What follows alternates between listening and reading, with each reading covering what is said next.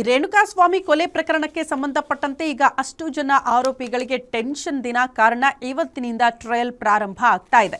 ಸಹಜ ಟ್ರಯಲ್ ಪ್ರಾರಂಭ ಆದರೆ ಏನೆಲ್ಲ ಆಗಬಹುದು ಅನ್ನೋದ್ರ ಬಗ್ಗೆ ಡೀಟೇಲ್ಸ್ ಅನ್ನ ನಿಮ್ಮ ಮುಂದೆ ಇಡ್ತಾ ಇದ್ದೀವಿ. ಚಿತ್ರದುರ್ಗ ರೇಣುಕಾಸ್ವಾಮಿ ಕೊಲೆ ಪ್ರಕರಣಕ್ಕೆ ಸಂಬಂಧಪಟ್ಟಂತೆ ಇವತ್ತಿನಿಂದ ಕೊಲೆ ಕೇಸ್ನ ಅಸಲಿ ಟ್ರಯಲ್ ಶುರುವಾಗುತ್ತೆ.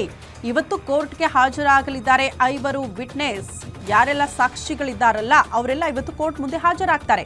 ಪೊಲೀಸರ ಭದ್ರತೆಯಲ್ಲೇ ವಿಟ್ನೆಸ್ಗಳನ್ನು ಕರೆತರ್ತಾರೆ ಪೊಲೀಸರು. ದರ್ಶನ್, ಪವಿತ್ರ ಗೌಡ ಸೇರಿ ಹಲವರ ಹಲ್ಲೆ ಮಾಡಿರುವುದಾಗಿ ಅವರ ಹೇಳಿಕೆ ದಾಖಲಾಗಿದೆ. 5 ವಿಟ್ನೆಸ್ಗಳು ಅವರ ಹೇಳಿಕೆ ಬಹಳ ಮಹತ್ವ ಪಡೆದುಕೊಳ್ಳುತ್ತೆ. ಹಾಗಾಗಿ ಇವತ್ತು ಕೋರ್ಟ್ ಮುಂದೆ ಆ ಸ್ಟೇಟ್ಮೆಂಟ್ ಅನ್ನ ಕೊಡ್ತಾರೆ. ಬೇಗ ವಿಚಾರಣೆ ಮುಗಿಸೋದಕ್ಕೆ ನಿರ್ದೇಶನ ನೀಡಿದ್ದು, ಹೀಗಾಗಿ ಮೊದಲೇ 5 ವಿಟ್ನೆಸ್ಗಳ ವಿಚಾರಣೆಗೆ ತಯಾರಿಗಳು ಆಗಿದೆ. ಟ್ರಯಲ್ ಆರಂಭ ಆದ ದಿನವೇ 5ರ ಹೇಳಿಕೆ ದಾಖಲು ಮಾಡೋದಕ್ಕೆ ಮನವಿಯಾಗಿತ್ತು.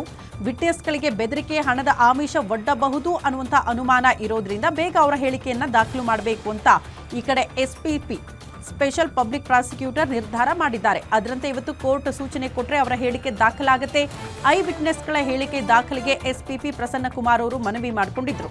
ಹಾಗಾಗಿ ಇವತ್ತು 5 ವಿಟ್ನೆಸ್ಗಳನ್ನ ಅತಿ ಹೆಚ್ಚಿನ ಭದ್ರತೆಯಲ್ಲಿ ಕರೆತಂದು ಅವರ ಸ್ಟೇಟ್ಮೆಂಟ್ ಅನ್ನ ಮೊದಲು ದಾಖಲು ಮಾಡ್ತಾರೆ.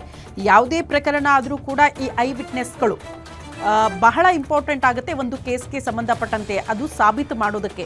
ಯಾಕಂದ್ರೆ ಮೊದಲ ಹಂತವಾಗಿ ಅವ್ರು ಕೊಟ್ಟಿರುವಂಥ ಸ್ಟೇಟ್ಮೆಂಟ್ಗಳು ಆ ನಂತರದಲ್ಲಿ ಚೇಂಜ್ ಆಗುವಂತಹ ಉದಾಹರಣೆಗಳು ಇರುತ್ತೆ. ಯಾಕಂದ್ರೆ ಒತ್ತಡ ಇರುತ್ತೆ, ಹಣದ ಆಮಿಷಗಳನ್ನು ಒಡ್ಡಿರ್ತಾರೆ, ಯಾವುದೋ ಫೋರ್ಸ್ಫುಲಿ ಒಂದು ಹೇಳಿಕೆಯನ್ನ ಕೂಡ ಚೇಂಜ್ ಮಾಡುವಂತಹ ಪ್ರಯತ್ನಗಳು ಆಗಿರುತ್ತೆ.